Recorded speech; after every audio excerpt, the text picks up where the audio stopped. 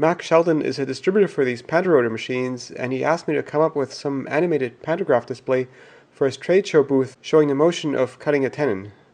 So imagine this being the template, and this is the follower bearing. I need something to drag this around this shape continuously. And this is actually the drive chain for my old thickness planer that I smashed to make a jointer. And I already welded this piece of metal to one of the links. So that could go around here and drag the follower bearing like that. I could use the sprockets from the bicycle derailleur. They're not really drive sprockets, but they'll do for this purpose. So this would be the backer. And then this goes on here.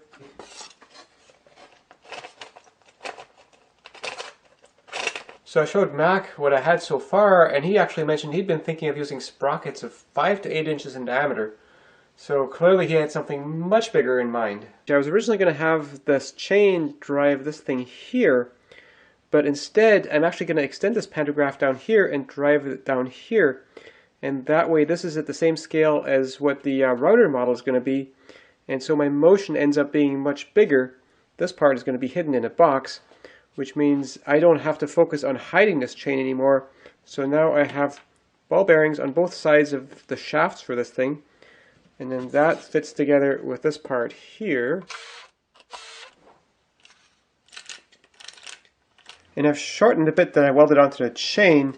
And then this pin is going to fit in there, and by having this thing very close to the chain, this will be much more robust. So I've got my pieces cut out. The CD-ROM represents the router, follower bearing, handle, and then this part here is going to be below the table that actuates the whole thing. Some of these links consist of multiple layers, and I've glued up some of these already here, and they're going to hinge together like this with a pin that goes through here. And that pin is only going to be held in place by friction, so I've been experimenting and drilling a 3/16 inch hole for the 3/16 inch pin.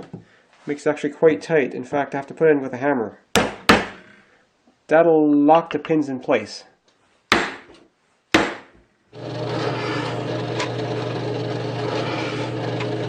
So this fits in here, and then I need to drill a hole for this 3/16 inch pin to turn freely.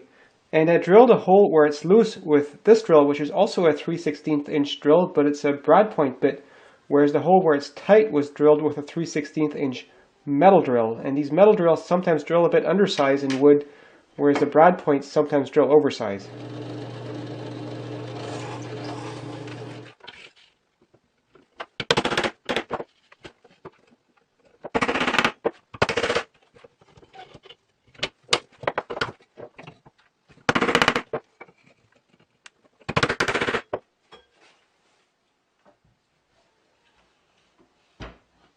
So this thing has got a bit of friction, which I really want to avoid. Plus I also realized I want to paint this thing, so I should make that middle member a little bit thinner to allow for a layer of paint.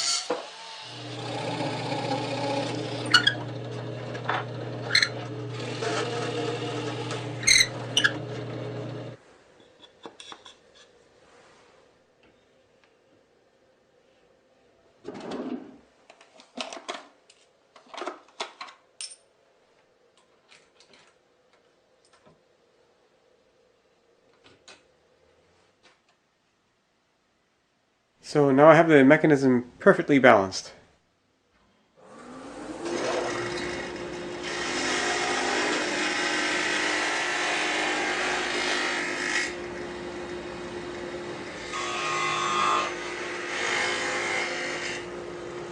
With my topmost links hollowed out a little bit, I should need just a bit less counterweight.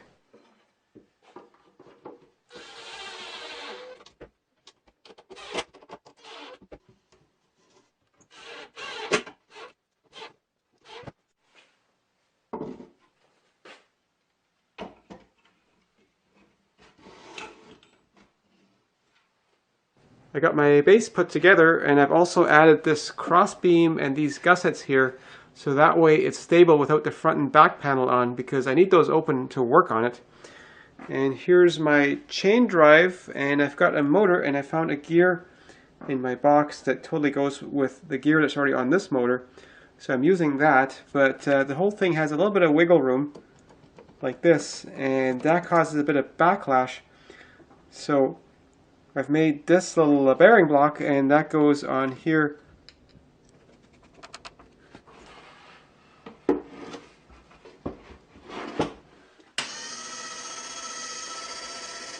So I've got my chain drive here, and I've put some counterweights in the bottom here.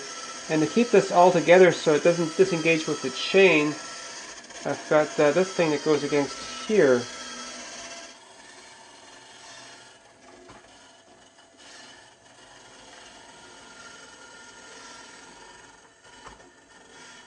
I'm still getting a bit of wiggling towards the top and bottom of it, and that's because this chain is not super tight, so I can move it up and down when it's in the middle.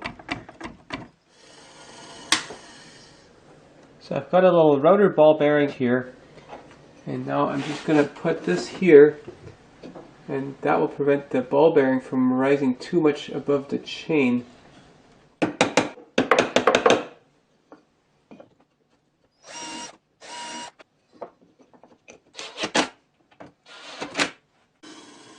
So now it's constrained on the straightaways, and around the corners there really isn't that much slack to begin with.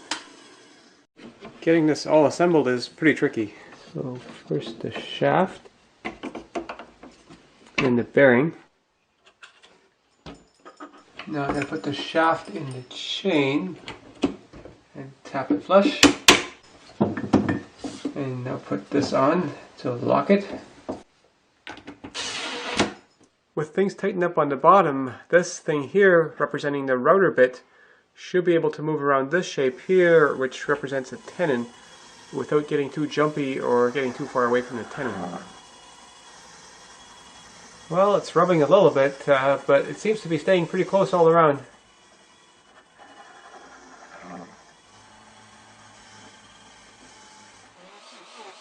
I'm making a template holder to go behind the pantograph, and naturally I'm making that using my pantorouter. I'm cutting grooves into the pieces of wood to make them look a bit more like the aluminum extrusions.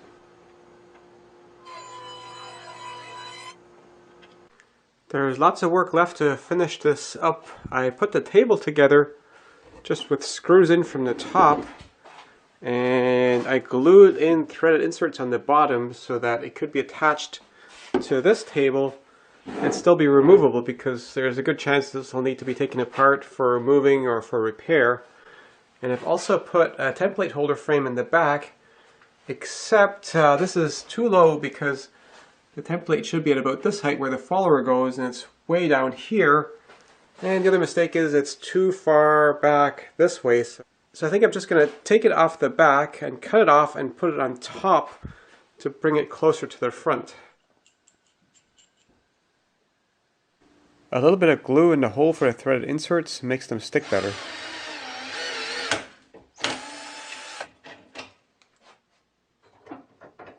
I'm starting to think about how this thing comes apart to go to different trade shows, and I figure threaded inserts and bolts would probably be the easiest and most durable option.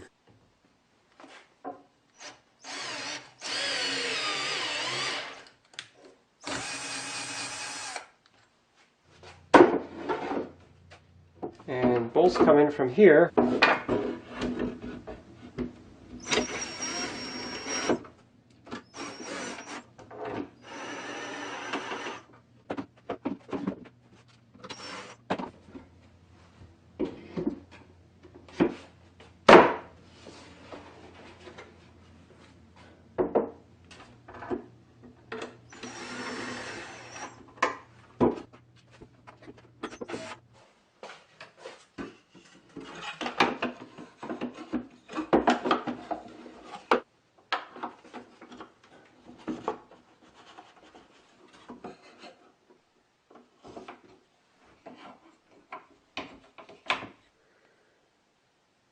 There's a tiny little hole right here, and so this bent paper clip will prevent this pin from wandering out slowly over time.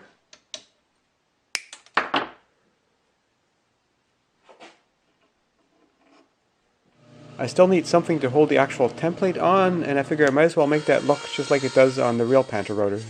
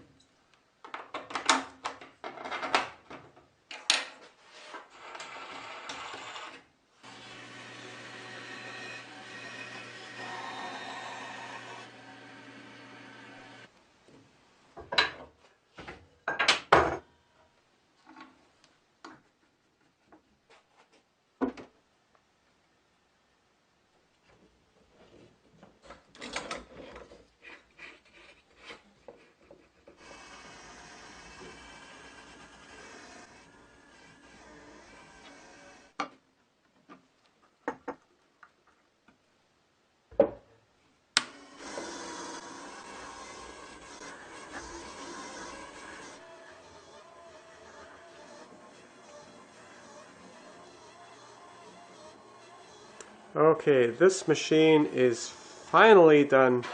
I made a few more refinements and I put on the full-length operating lever because that would have hit the ceiling on my workbench, and that required a whole lot of extra counterweights back here so that the motor doesn't have to work so hard. And I added some hooks for holding these things when they're folded down for storage. And now I just got to take this thing apart and figure out how to get it into this box that I made for it.